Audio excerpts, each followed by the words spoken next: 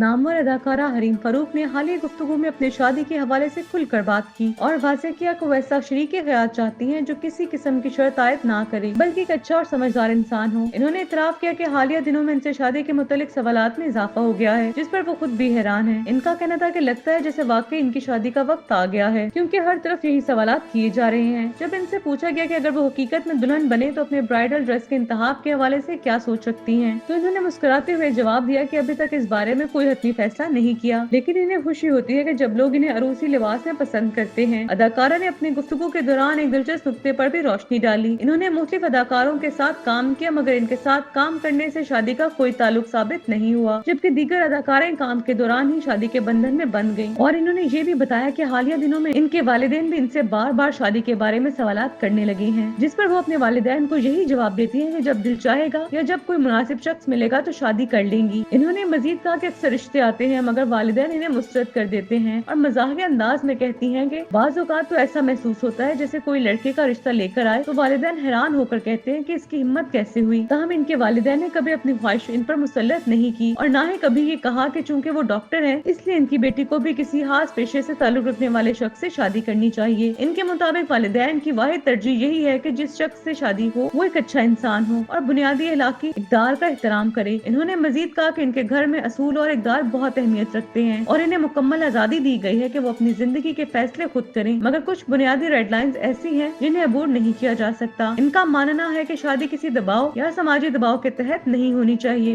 बल्कि दोनों अफराद के बाहमी हमआहंगी और रजामंदी से होनी चाहिए। इन्होंने वाज़ेह किया कि वो शादी को एक खूबसूरत बंधन समझती हैं और जब इन्हें कोई शख्स मिलेगा जो इनके इक़दार से हमआहंग हो तो वो बगैर किसी झिझक के शादी का फैसला कर लेंगी।